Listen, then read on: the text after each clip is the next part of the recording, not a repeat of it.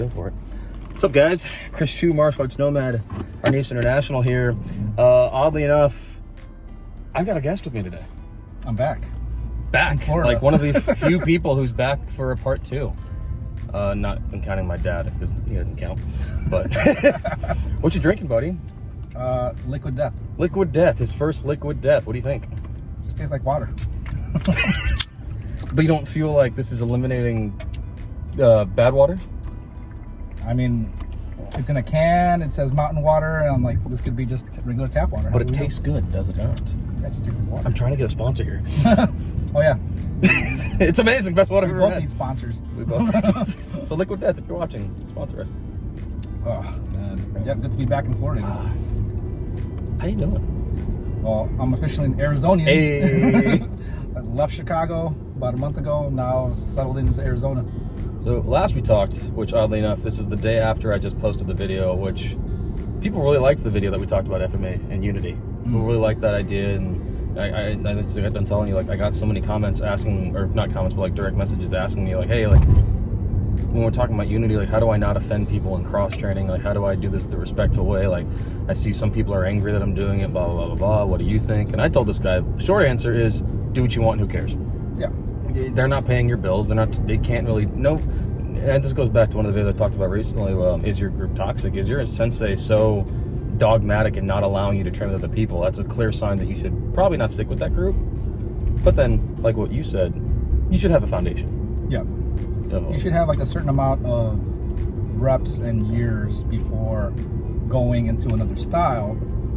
Because I know the whole JKD philosophy is big, and the whole MMA philosophy is big. But if you think about all the top UFC champions, all of them came from a solid base before doing MMA. And that's the thing with any martial art, because if you start cross-training, you're going to develop certain habits.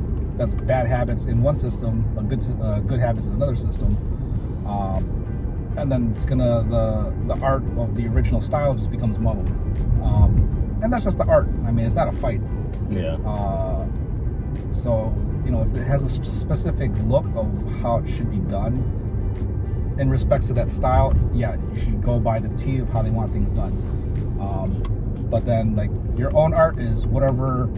If you do get into a fight, you're not thinking about certain things that you have to do, like, oh, should I use a JKD concept into a modern Arnis concept into a Muay Thai, and then you're just confused. In a fight. Yeah. Yeah, you just have to react. So that's pretty much it. I mean, get a solid foundation no matter what style, and then adapt from there. And I think that we get more adaptation and more, like, better reps in the more we work with other people. Yeah. Like, the more cross-training you do, you're gonna, like, speaking to my own personal experience in FMA, like, I've cross-trained with several different FMA groups. I'm ranked in a couple different ones, and it's only made me a better FMA overall practitioner because I'm getting more flow. I'm getting more practice with different different personalities. Like today, we just left the Orlando Eskrima class, and there was Serrata Eskrima, Balintawak, FCS Kali, Modern Arnis, 2 different types of Balintawak if we're going to go down the road of it. Yep. And at one point, we're all training together, and I see 2 of the Serrata guys training together. I'm like, you guys train together every Saturday. Mix it up a little bit. Like, go with someone you don't know. Well, I was playing Serrata with Sean today, so I was like, cool. And he never gets to work with people outside of the Serrata group as much because it's only the Serrata group that has shown up. Mm-hmm. Well, that's the thing too. It's within, you know, cross-training other styles, and just have to get used to their cadence. Me as an instructor, I tell people flat out, like, I do this as part of my cultural heritage, for therapy, you know, and some light exercise. I could teach you the systems that I'm a guru under, but I can't really teach you to be a fighter. Yeah. And that goes in with any combat sports. Like, how many people go into a boxing or kickboxing gym, but they're only there to work out? You're like, oh, do you want to spar, or do you want to go in the ring? They're like, no. So it's the same thing within FMA. Not everyone's trying to become a fighter. Yeah. And that's okay. And some people, like, you know, Mike Tyson said it best, like, people who are in the boxing game, they're not all together upstairs. They like getting hit. You know, they're not all together upstairs, but you have the people that's the fighter mentality, and then the ones that have the fight mentality. Some people can take hits, some people cannot. And it's also a mental game too. When when you watch combat sports, you know that undefeated fighter that suffers his first loss and he's not the same afterwards. He starts losing it. Ronda Rousey. Oh yeah, perfect example. I'll just name her. She's never seen this. But those who take a loss but keep on fighting and then winning, that's the fighter. Yeah. So I can't really put that. I can't put. You can't teach that. No. You just gotta have it. Yeah. And if you don't, that's totally fine. And I'm also gonna bet that everyone who, you know, enjoys taking a hit at one point didn't enjoy taking a hit. They had to get used to it. I didn't. Yeah. It's not fun getting hit, but you get used to it after a while. Yeah. Well, because like my realization where I stopped doing that hard training was like on the last interview, I was like training for MMA. I'm like paying $250 a month, broke ass college student To in get my knee barred. 20s, and then getting choked out. I'm like, damn, I got to buy another gi. And I trained with my friends in Brazilian Jiu-Jitsu. I didn't really go to a formal school because like they were going to charge me an arm and a leg. Plus my other striking coach, I was like, I can't really afford this. So whatever Brazilian Jiu-Jitsu classes I was taking was through my friends. Yeah. And that's the thing, you know, hyperextending the arm and then chokes. And then I just like came to the realization where I'm like I said before, like, where's this Mayweather money? When am I going to get this fight? If you're not doing it professionally, like getting paid for it, like, yeah. I mean, everyone has to start out in the indies. Let's go that, like, the indie route. Everyone has to start with the undercard, the indie route, where you're not getting paid a lot and you're paying your dues and all those other things. But, like, longevity is a very important thing. Well, yeah, because I've had friends who fought, you know, Sunda, they fought Muay Thai, they fought Savat. And they fought, like, 18 amateur fights, and they're like, yeah, I'm done. It's like their knees couldn't take it anymore. And they were, like, already in their late 20s. And they're like, yeah, got to think about doing something else at that point. But they still love martial arts. So I just got to work with a professional wrestler who's on NXT, like, so that's the WWE developmental program, but it's on TV, so it's still like a pretty big deal. And I asked him, I said, oh, well, how long have you been? He says 15 years. Like, and you just now got on the main thing. Like, that's a long time to grind it out, because you probably imagine maybe it took 2 or 3 years to finally get onto that as officially. So you spent the first 11, 12 of them being basically a nobody. Yeah. Not to insult him, because he's a great guy, but that's essentially what we're talking about. Is like, you have to work and go through so much hell to get that one opportunity. Oh yeah. And if you don't get the opportunity, you're still going through all that hell. Yeah. It's not for everybody. And then it affects your mental health. Like you become suicidal after that, and then you're like can't hold a relationship, or you're so focused on the business it affects every part of your daily life. You just got to find a balance. I mean, with me, I don't mind teaching. Most people know me as the producer of the interviews I do for FMA Pulse. But you're a guru. Yeah, it's the thing. It's like, just because I'm a guru doesn't mean I know everything, because I got to take time for my own training. Yeah.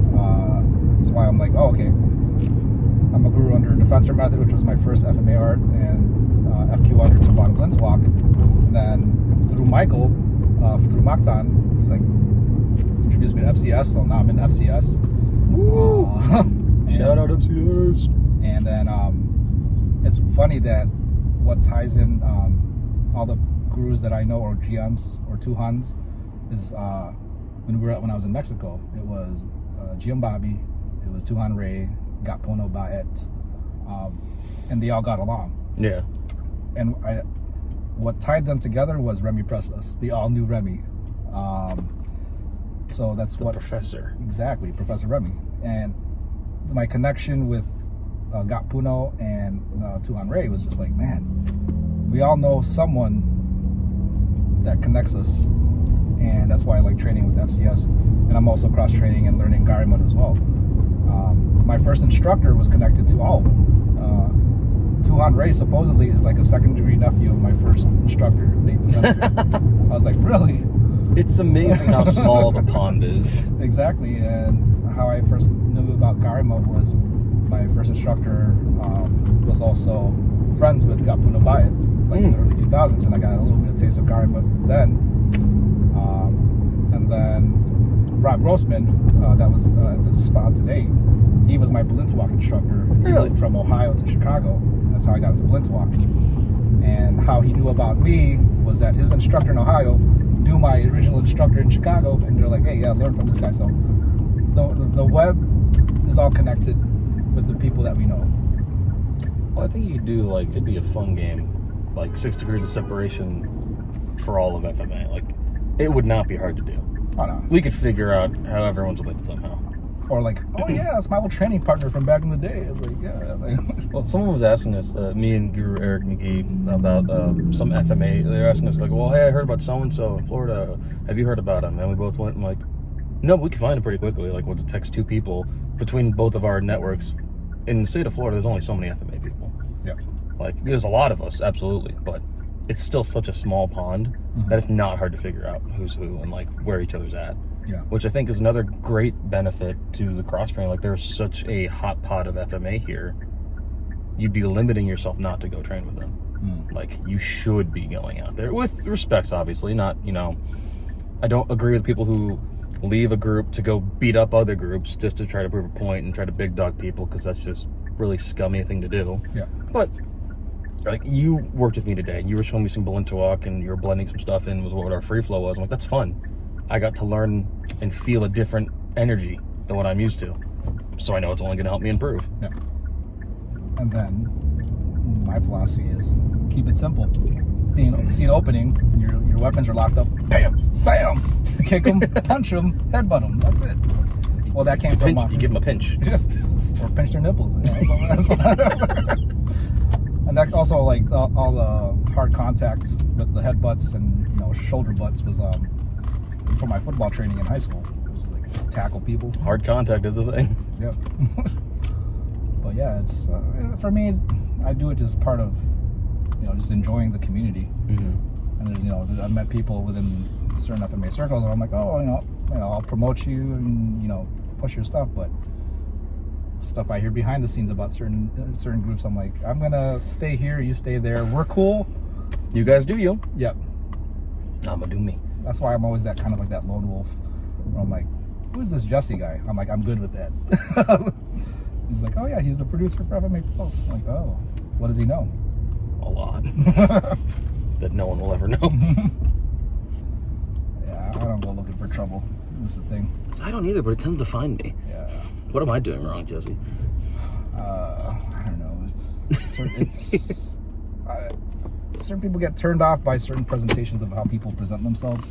Like, this guy sounds egotistical. Do you come off as egotistical?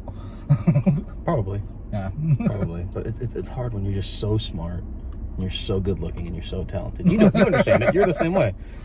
I mean, shoot, man. I got more gray now, so. I'm losing all of mine. So that's what's happening to me. Like father, like son. Exactly. Oh, man. I love this. I mean, it's back to the main topic, which I guess is basically Unity Part 2. Yeah. The episode of this title of this episode. Wow, I'm tired. Episode of this title. Yeah, same here. It's been a long existence. There's so much more Unity that still needs to be addressed. Like, it needs to be exposed. Like, people are still so scared to do it. I think it's becoming a less taboo of a subject, where, like, it wasn't ever a thing. Now it's a thing that's being talked about. Yeah. Which I think is a good sign, because if it's being talked about, that means it might occur. You know? And as we see things like today, we had 4 or 5 different FMA systems all under one roof. No ego, no one's trying to big dog anyone. We all, at the end, Guru Eric, he said, listen, we're going to bow out. Everyone do your own bow out. Like, I'm not going to make you guys do ours. You're not going to make me do yours. Just everyone do their own signal of salute or bow out, which is awesome. And now we're all going to go eat food. Yep. Which is the true essence of FMA. We train and go eat. Yep. And if you're an FMA system that skips lunch, I've talked about you. Or if you don't finish your rice. If you don't finish your rice, you're demoted. I'm not ahead of your group or whatever, probably, but if you don't finish your rice, you should be demoted, in my opinion. That's blasphemy and sinful. Okay? Oh, man. So, yeah, no other people bombing this interview. I was waiting. Like, I'm hoping, like, June pops through the sunroof. I don't even have a sunroof. Man. But, yeah, I mean, shoot. I rarely like being in front of the camera. I always like to be behind the scenes. Because when you think about all the major Hollywood movies, like, who's the producer? Joe so-and-so. I'm like, oh, but he plays a major role in making that movie happen. The director gets more credit than the producer. So for me, I just like being behind the scenes and just, I know. But I'm like, I do these vlogs sometimes because people are like, oh, social media, you gotta put yourself out there. I'm like, and I just got burned out. I'm like, man, Well, then let me film you. Hey, I mean, I like to have my friends in the car talking about martial arts. So you're a friend of mine, so we talk martial arts. Might as well do it on camera. Yeah. I'm not making any money yet, but YouTube, Liquid Death, if you're watching. I have 2 8-packs of Liquid Death in my car because I have to buy them when I can because the Publix by my house doesn't sell them all the time. So when I see them, I take them. Hey, you gotta do what you gotta do. I have to. All right, man. I guess. Something to eat. Is anyone? Are they gonna photobomb us? I don't know who that is. That's another Asian. It's not one of our Asians though. Well, we should get there. We should get there before they get. Yeah. All right. We need to get that table. My friend. All right. This is not saying goodbye because we're gonna go leave and get food. But thanks again for watching. Remember, FMA Pulse on YouTube, Instagram, Facebook. That's it. And I refuse to do TikTok. No TikTok. I only use it to watch dog videos. I have a lot of capybara videos. Animal TikTok is the most fun thing in the world. I don't care what anybody says. I found out in Arizona you can own one as a pet. What? You can own a capybara? Yeah. Are you gonna get one? I gotta find out. Supposedly there's a capybara petting zoo What? in Arizona, so I'm like, I gotta find that place. I need to go to Arizona. I want to see a capybara. Those things are cool. All right, let's go get some food. Let's go. Later, guys.